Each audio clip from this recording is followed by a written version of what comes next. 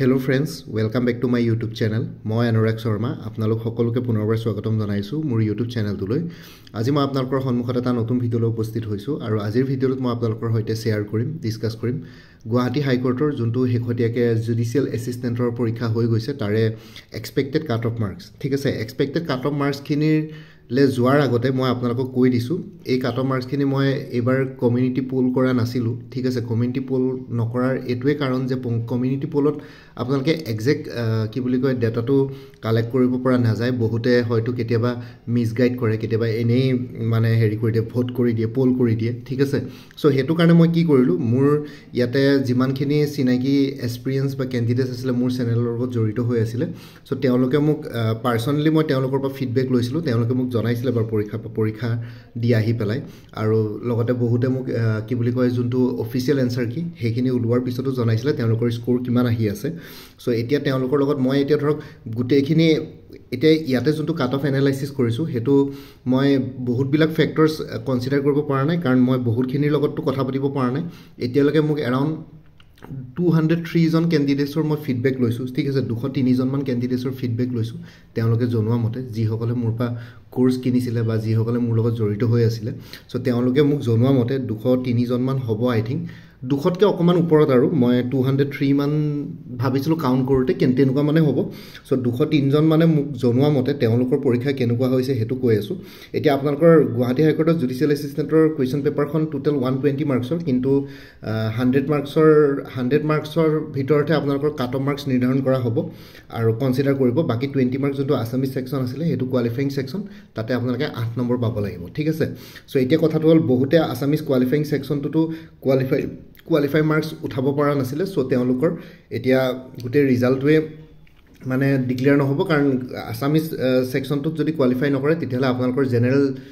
যোনখন general paper আছে 100 মাৰ্কছৰ সেইখিনিও আপোনালোকৰ কনসিডাৰ কৰা নহয় ইয়াতে। ঠিক আছে, কথাটো তেনেকুৱা ধৰণৰ।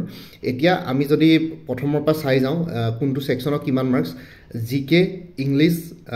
ইংলিশ ল্যাঙ্গুৱেজ, তাৰ পিছত আছিল ৰিজনিং, ম্যাথছ, তেনেকে চাৰিটা সেকশনত টোটাল 25টা কোৱেশ্চনকে 25 * 4 100 মাৰ্কস আহিছিল। 100টা কোৱেশ্চন, পাৰ কোৱেশ্চন 1 মাৰ্কস আছিল আৰু এই পেপাৰখনত নিগেটিভ মাৰ্কিং স্কিমটো নাছিল। ঠিক আছে, নিগেটিভ মাৰ্কিং নথকা কাৰণে কাট অফ হাই যোৱাৰ এটো এটা ফ্যাক্টৰ হয়। আৰু লগতে আপোনালোকে যেটো মোক ৰিকুৱেষ্ট কৰিছে cut off expected cut off কিমান হ'ব পাৰে, মই ফ্যাক্টৰস বিলাকো কৈ আছো। এতিয়া ধৰক যোনটো জিকে সেকশন আছিল 25 মাৰ্কছৰ, সেই জিকে সেকশনটো জনোৱা মতে বেছিভাগে যেটো মোক কৈছে ইজি টু মডাৰেট আছিল কোৱেশ্চনস বিলাক। সো হেতু কাৰণে মই ইজি টু মডাৰেট বুলি ধৰি লৈছো। তাৰ পিছত আহি গল ইংলিশ সেকশনটোত কিছুমান ক্যান্ডিডেটছে অলপ টানো পাইছে। ঠিক আছে, হেকাৰণে ইংলিশ সেকশনটো 25টা কোৱেশ্চন মডাৰেট টু হাৰ্ড ধৰিছো। আৰু লগতে নেক্সটটো আহি গল ৰিজনিং সেকশনটো 25 মাৰ্কস আহিছিল, হেতু ইজি টু মডাৰেট বুলি ধৰিছো, কাৰণ বহুতখিনি যোনখিনি ক্যান্ডিডেটছৰ পৰা যিমানখিনি ফিডবেক পাইছো হেতু মতে কৈছো ইজি টু মডাৰেট ধৰিছো। আৰু লগতে যোনটো ম্যাথছৰ সেকশন আছিল, ম্যাথছৰ সেকশনটো মডাৰেট টু হাৰ্ড আছে। ঠিক আছে, ম্যাথছ বহুতে হয়তো ভালকে পাৰা নাই, যিসকলে ম্যাথছৰ অকমান উইক বা যিসকলে ম্যাথছ ব্যাকগ্ৰাউণ্ডৰ নহয় বা যিসকলে ম্যাথছৰ লগত টাচত নাই, সো তেওঁলোকৰ কাৰণে অকমান হাৰ্ড হৈছে, এখানে মডাৰেট টু হাৰ্ড বুলি কৈছো। ইজি বুলি নকওঁ, কাৰণ কম্পিটিটিভ এক্সামৰ ম্যাথছখিনি আপোনালোকে পৰীক্ষাত গৈ পেলাই অলপ টাইম কনজিউমিং যদি হয় তেতিয়াহলে যিসকলে পাৰে তেওঁলোকৰ কাৰণে মেনেজ কৰিবলৈ দিগদাৰ, কাৰণ গোটেই পেপাৰখনত বেলেগ বেলেগ সেকশন থাকে। ইংলিশ সেকশনটো, general knowledge section, reasoning section, সেইখিনি কৰোতে হয়তো ম্যাথছৰ কাৰণে কিছুমানে পাৰিলেও টাইম নাপাব পাৰে। তেনেকুৱা ধৰণৰ কেছ আমি আসাম ডাইৰী ৰিক্ৰুটমেন্টৰ ক্ষেত্ৰতো দেখি আহিছো। ঠিক আছে, বা তেনেকুৱা ধৰণৰ সিমিলাৰ কম্পিটিটিভ এক্সামছৰ ক্ষেত্ৰতো দেখি আহিছো। সো সেইখিনি যদি কনসিডাৰ কৰো, আৰু এবাৰ জুডিশিয়েল এসিস্টেন্টৰ আপোনালোকৰ জেনাৰেলৰ পোষ্ট আছিল, টোটাল জেনাৰেলৰ পোষ্ট আছিল 8টা, ওবিসি এমওবিসি আছিল 6টা, টোটাল 14টা পোষ্টৰ কাৰণে পৰীক্ষা হৈছিল। বাকি category SC, ST, plains, ST hills সেইখিনিৰ কাৰণে ৰিজাৰ্ভ নাছিল, কিন্তু যেহেতু আনৰিজাৰ্ভত 8টা পোষ্ট আছিল, সেই আনৰিজাৰ্ভ পোষ্ট গিটাত এসসি, এসটি ক্যান্ডিডেট সকলেও কম্পিট কৰিব পাৰিছিল। ঠিক আছে, সো আৰু লগতে পিডব্লিউবিডিৰ কাৰণে এটা ৰিজাৰ্ভ আছে, হেতু ৰিজাৰ্ভেশনটো ইয়াৰ ভিতৰতে হ'ব। হেতু পিডব্লিউবিডিৰ কাৰণে নিৰ্ধাৰণ কৰাটো কাট অফ মাৰ্কটো নিৰ্ধাৰণ কৰাটো পসিবল নহয়, কাৰণ মই কোনো তেনেকুৱা পাৰ্সনছ উইথ বেঞ্চমাৰ্ক ডিসেবিলিটি টাইপৰ পিডব্লিউডি ক্যান্ডিডেটছৰ পৰা ফিডবেক পোৱা নাই বাৰু। যিমানখিনি দিছে সেইখিনি অন্য ক্যাটেগৰীৰ ক্যান্ডিডেটছে আছিল। সো এতিয়া কথাটো হ'ল এই ৰিটেন এক্সামিনেশ্যনটোৰ পৰা নেক্সট ষ্টেজলৈ আপোনালোকক টোটাল 1:3 ৰেচিঅ'ত ইয়াৰ পৰা সিলেক্ট কৰা হ'ব নেক্সট যোনটো ইন্টাৰভিউ ষ্টেজ হ'ব। সো তাতে এতিয়া টোটাল 14টা পোষ্ট আছে, 14টা 14 * 3 কৰিলে 42 জন ক্যান্ডিডেটছ। এটা কিছুমানৰ হয়তো মাৰ্কস একে থাকিব পাৰে, একে মাৰ্কস থকা সাপোজ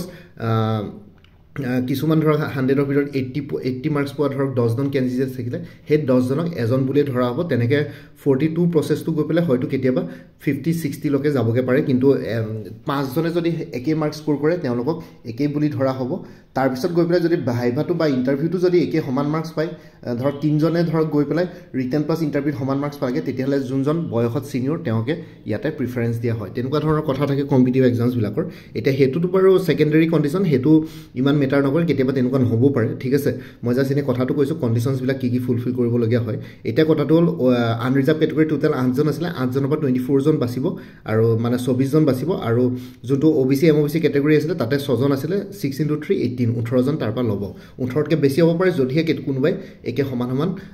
ছেম মাৰ্কছ স্ক'ৰ কৰে ঠিক আছে এতিয়া কথাটো হ'ল যে আপোনালোকৰ যিহেতু কেণ্ডিডেটছ বহুত কমকৈ ল'ব নেক্সট ষ্টেজলৈ ঠিক আছে অনলি 42জন ল'ব বা চিমিলাৰ মাৰ্কছ পালে হয়তো বেছি হ'ব পাৰে কিন্তু একে সমান মাৰ্কছ পোৱাকৈও এজন বুলিয়ে ধৰিব চ' কাট অফ মাৰ্কছটো এক্সেপশ্যনলি ইয়াত হাই যোৱাৰ মানে সম্ভাৱনা আছে ঠিক আছে যেতিয়া আপোনালোকৰ মানুহ বেছিকৈ ল'লেহেঁতেন বা পোষ্ট বেছি থাকিলেহেঁতেন তেতিয়াহ'লে কাট অফ মাৰ্কছ অলপ কমিলেহেঁতেন কিন্তু এতিয়া যিহেতু মানুহ বেছিকৈ নাই পোষ্টটো কম আছে ঠিক আছে আৰু মানুহ কমকৈ ল'ব নেক্সট ষ্টেজলৈ চ' সেইটো কাৰণে এক্সপেক্টেড কাট অফ মাৰ্কছ এতিয়া ধৰক যিসকলে একদম হাই মাৰ্কছ স্ক'ৰ কৰিব এতিয়া হাই মাৰ্কছ স্ক'ৰ কৰা বহুত আছে যিসকলে মোৰ লগত কথা পাতিছে কিছুমান কেণ্ডিডেটছৰ সেই 200জন কেণ্ডিডেটছৰ ছাপ'জ মই 200জন বুলিয়ে কৈছোঁ 200জনকৈ অকণমান বেছি হ'ব সেই 200জন কেণ্ডিডেটছৰ কিন্তু বহুতে 80ৰ ওপৰতো স্ক'ৰ কৰিছে ঠিক আছে যিকেইজনে 80ৰ ওপৰতে স্ক'ৰ কৰিছে চ' তেওঁলোককে অভিয়াছলি প্ৰিফাৰেঞ্চ দিয়া হ'ব নেক্সট ষ্টেজলৈ ঠিক আছে কাৰণ আৰু লগতে SC ST প্লেইনছ ST হিলছৰ কোনো তেনেকুৱা ৰিজাৰ্ভেশ্যন নাই চ' আনৰিজাৰ্ভ কেটেগৰীতে পৰিব এক্সেপশ্যনলি যিসকলে হাই মাৰ্কছ স্ক'ৰ কৰিব তেওঁলোককে প্ৰিফাৰেঞ্চ কৰা হ'ব চ' সেইটো কাৰণে সেইখিনি বস্তু যদি মই চাওঁ ফিডবেকখিনি লোৱাৰ পিছতো যদি আনৰিজাৰ্ভ কেটেগৰী যদি মই কাট অফ মাৰ্কছ যদি নিৰ্ধাৰণ কৰিব বিচাৰোঁ তেতিয়াহ'লে 80 to 85 মাৰ্কছ ইয়াতে কাট অফ মাৰ্কছ হ'ব পাৰে ঠিক আছে আনৰিজাৰ্ভ কেটেগৰীত আৰু OBC MOBCৰ কাৰণে মই যিসকলৰ লগত কথা পাতিছিলোঁ তেওঁলোকৰ সেইটো মতে যদি চাওঁ তেতিয়াহ'লে 70 to 75 কাট অফ মাৰ্কছ থাকিব লাগে ঠিক আছে এই এক্সপেক্টেড কাট অফ মাৰ্কছকেইটা এনেকুৱা হ'ব লাগে unreserved 80 to 85 OBC MOBC 70 to 75 marks ইয়াতে হ'ব লাগে ঠিক আছে চ' ইমানটোৱে হ'ব লাগে মোৰ মতে এতিয়া আপোনালোকে নিজৰ এবাৰ স্ক'ৰটো এবাৰ জনাওক কমেণ্ট ছেকশ্যনত তেতিয়া হয়তো মই আৰু অলপ এনালাইচিছ কৰি পেলাই হয়তো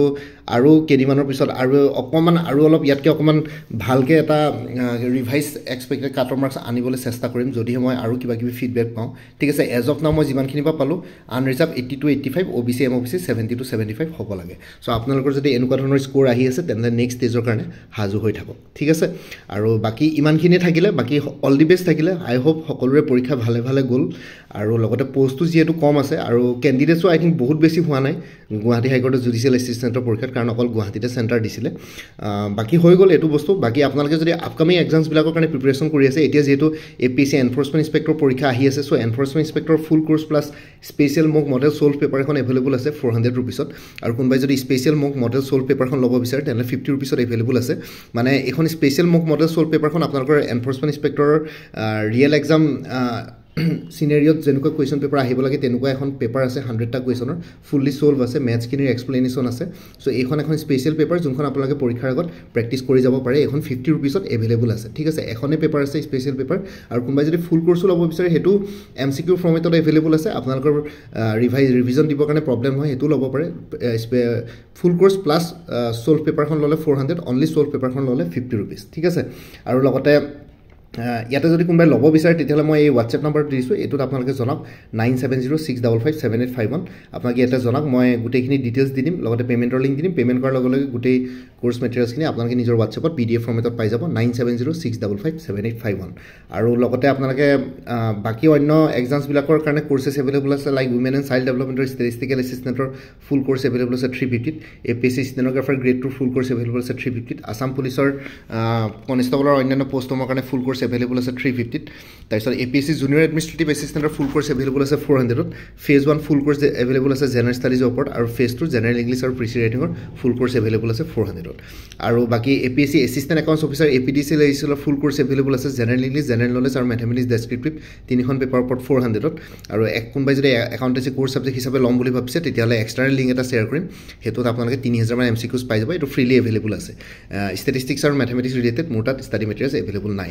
বাকী এনফৰ্চমেণ্ট ইনস্পেক্টৰৰ কথা ক'লোৱে আপোনালোকে ল'ব পাৰে পৰীক্ষা যিহেতু অহা দেওবাৰে হ'বলৈ গৈ আছে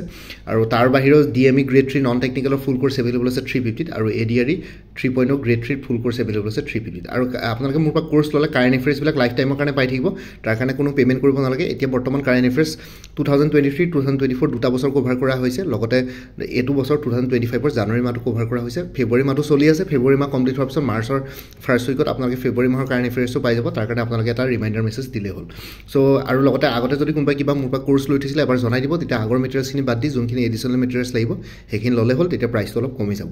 বাকী ভিডিঅ' ডেছক্ৰিপশ্যন আৰু কমেণ্ট ছেকশ্যনটো এইখিনি কথা মই উল্লেখ কৰি দিছোঁ কোৰ্ছখিনিৰ কথা আৰু কোনোবা যদি ইণ্টাৰেষ্টেড কেণ্ডিডেট আছে তেতিয়াহ'লে এই হোৱাটছএপ নম্বৰটো মেছেজ কৰি জনাওক 9706557851 আপোনাক কোনটো কোৰ্ছ লাগে কোৰ্ছৰ কণ্টেণ্টছখিনি শ্বেয়াৰ কৰিম লগতে পে'মেণ্টৰ লিংক দি দিম পে'মেণ্ট কৰাৰ লগে লগে গোটেই কোৰ্ছটো নিজৰ হোৱাটছএপত PDF ফৰ্মেটত পাই যাব আৰু লগতে মোৰ আৰু এটা চেনেল আছে অসম আইকিউ বুলি সেই চেনেলটোৰ লিংকটোৱে ভিডিঅ'টোৰ ডেছক্ৰিপশ্যনত শ্বেয়াৰ কৰিছোঁ আপোনালোকে সেইটো চেনেলটো ছাবস্ক্ৰাইব কৰি ল'ব পাৰিব চ' ভৱিষ্যতলৈ এনেকুৱা ধৰণৰ কম্পিটিটিভ এক্সামছবিলাক দিয়াৰ ক্ষেত্ৰত আৰু অলপ এক্সট্ৰা গাইডেঞ্চ পাই যায় বাকী মোৰ ভিডিঅ'ছবোৰ চাই যদি ভাল পায় মোৰ চেনেলটো ছাবস্ক্ৰাইব কৰি ল'ব আৰু লগতে আপোনালোকৰ যিমানখিনি ফেমিলি ফ্ৰেণ্ডছ ৰিলেটিভছ আৰু চিনাকি এক্সপিৰিয়েঞ্চ আছে তেওঁলোকৰ লগত মোৰ চেনেলটো শ্বেয়াৰ কৰিব লগতে কমেণ্ট ছেকশ্যনত জনাব কিবা যদি কুৱেশ্যন থাকে ডাউট থাকে মই নিশ্চয় আপোনালোকৰ কুৱেশ্যনছ আৰু ডাউটছবিলাকৰ ৰিপ্লাই দিবলৈ চেষ্টা কৰিম বাকী আজিৰ ভিডিঅ'টো ইমানতে সমাপ্ত কৰি আপোনালোক সকলোৰ পৰা বিদায় ল'লোঁ কাইলৈ পুনৰ এটা নতুন ভিডিঅ'লৈ আপোনালোকৰ সন্মুখত উপস্থিত হ'ম তেতিয়ালৈকে ভালকৈ প্ৰিপেৰেশ্যন কৰি থাকক সকলোলৈ অল দি বেষ্ট থাকিলে bye take care friends Bharat মাতা কি জয় আই অসম